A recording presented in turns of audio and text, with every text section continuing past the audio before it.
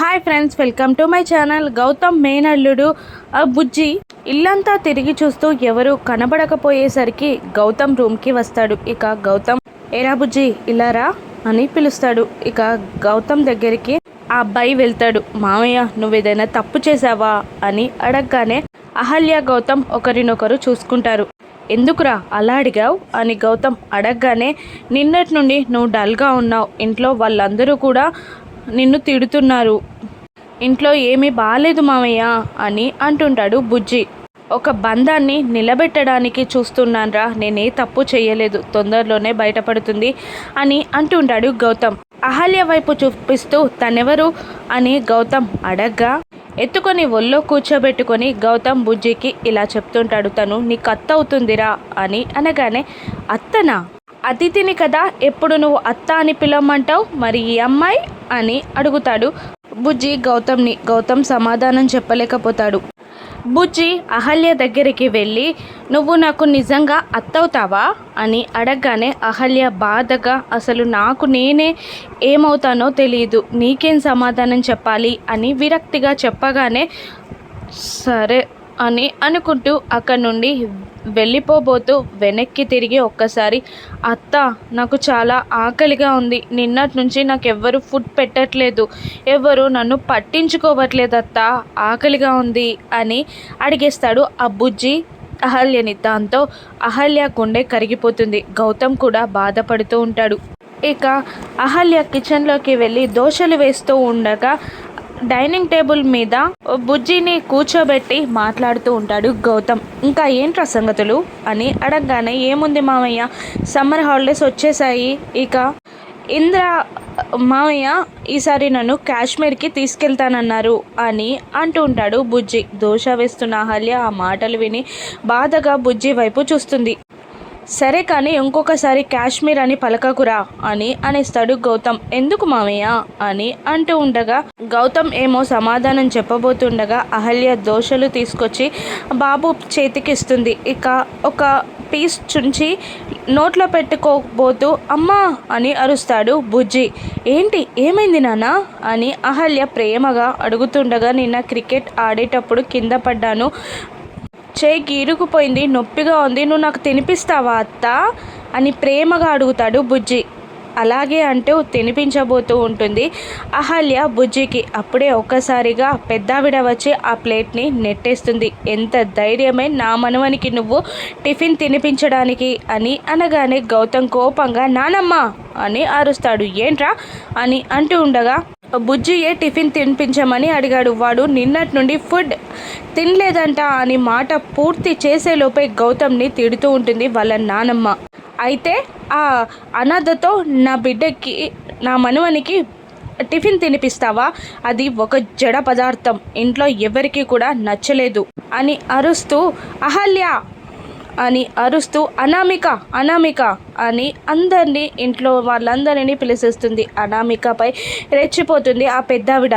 నీకు కొడుకును చూసుకోవడానికి కూడా చేత కావట్లేదా, ఎవరెవరో నీ కొడుక్కి తినిపిస్తుంటే నువ్వు చూస్తూ ఉన్నావా అని తిడుతూ ఉంటుంది పెద్దావిడ. ఇక అహల్య దగ్గరికి వెళ్ళి అనామిక రెండు చేతులని పట్టుకొని ఊపిస్తూ, నా కొడుక్కి తినిపించడానికి నీకెంత ధైర్యమే, నువ్వెవరు నా కొడుక్కి తినిపించడానికి అని అరుస్తూ ఉంటుంది అనామిక. బాధతో ఏడుస్తూ ఉంటుంది అహల్య. అప్పుడే అనామిక భర్త, అయినా మీ తమ్మునికి ఇవన్నేం పడతాయిలే, ఆవిడ గారు ఒక్కరుంటే సరిపోతారులే అని అంటూ ఉంటాడు అతను. అప్పుడే వాళ్ళ కుబేర పని మనిషి రాగానే, ఎక్కడికి చచ్చావురా, వంట రూమ్లో బొద్దిక్కదొచ్చింది, పసుపు నీళ్ళతో కడిగించు అని అంటూ సుభద్రని చూస్తూ, సుభద్ర వీలైతే ఇల్లంతా క్లీన్ చేయి అని చెప్పేసి కోపంగా వెనక్కి తిరగానే కొడుకు కనబడతాడు. ఏమైందమ్మా అని అడుగుతూ ఉండగా, ఏం లేదురా, ఒక పాపిష్టిది వంట రూమ్లోకి చొరబడింది అని అంటూ చాలా అసభ్యకరంగా మాట్లాడుతూ ఉంటుంది. ఇక ఎక్కడోళ్ళక్కడ వెళ్ళిపోతారు బాధగా. అహల్య రూమ్లోకి వెళ్ళి వెక్కి వెక్కి ఏడుస్తూ ఉంటుంది. ఇంతలో ఈ యామిని వాళ్ళ ఇంట్లో కోపంగా నందు పిడికిలి బిగించి ఆలోచిస్తూ ఉంటాడు.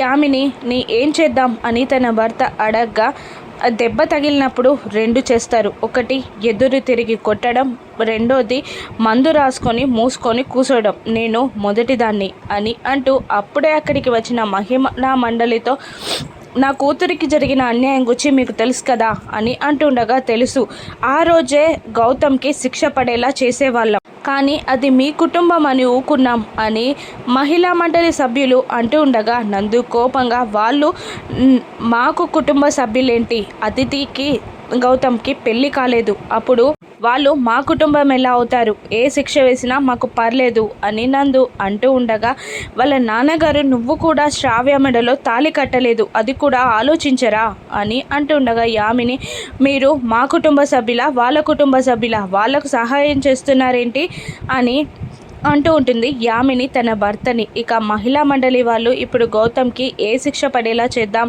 అని అంటుండగా, వెళ్దాం పదండి అని అంటూ భర్తకి వార్నింగ్ ఇస్తూ ఉంటుంది. స్నేహితుడన్న కన్సర్న్తో మీరు ఇక్కడ విషయాలు అక్కడ చేరవేశారనుకోండి, నాలో మరొక యామినిని చూస్తారు అంటూ వార్నింగ్ ఇచ్చి అక్కడి నుండి మహిళా మండలి సభ్యులని తీసుకొని వెళ్ళిపోతుంది యామిని. ఇక ఆ బాబు బుజ్జి అహల్య దగ్గరికి వచ్చి, నా వల్లే కదా ఇదంతా, బామ్మ నిన్ను నా వల్లే తిట్టింది కదా అని ఏడుస్తున్న అహల్యని అడుగుతుంటాడు బుజ్జి. లేదు, ఏదో గుర్తొచ్చింది అంతే అని అంటూ ఉంటుంది అహల్య.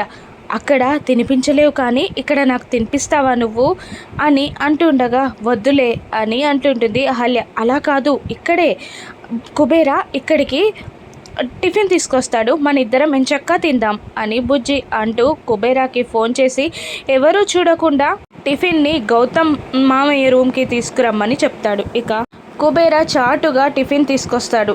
అత్త ఇదిగో నాకు తినిపిస్తూ నువ్వు తినేయి అని చెప్పగానే, ముందు నువ్వు తిను అంటూ ప్రేమగా తినిపిస్తూ ఉంటుంది అహల్య బుజ్జికి. ఇక చాలత్తా అని అంటూ ఉంటాడు ఆ బుజ్జి. లాస్ట్ ముద్ద అని ప్రేమగా అమ్మలా తినిపించి దిష్టి తింపేస్తుంది అహల్య. నువ్వు అచ్చం మా అమ్మమ్మలా చేస్తున్నావు తెలుసా అని అంటూ ఉంటాడు బుజ్జి. అమ్మ వాళ్ళు ఎక్కడ్రా, ఏం చేస్తున్నారు అని కుబేరాని గౌతమ్ అడగ్గా, అమ్మగారు హాల్లో ఉన్నారు, నాన్నగారేమో కాశ్మీర్కి బయలుదేరారు అని అనగానే అహల్య గౌతమ్ ఇద్దరు షాక్ అవుతారు.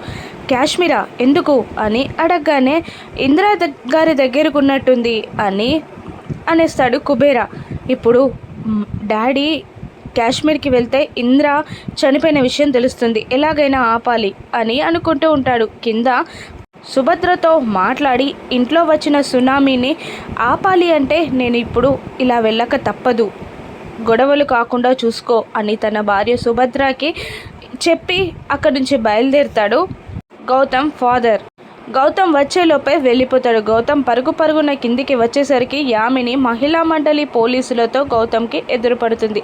గౌతమ్ అరెస్ట్ అవుతాడా, ఇంద్ర మరణ వార్త గౌతమ్ తండ్రి తెలుసుకుంటాడా, రాను ఎపిసోడ్స్లో చూద్దాం. Thank you for watching.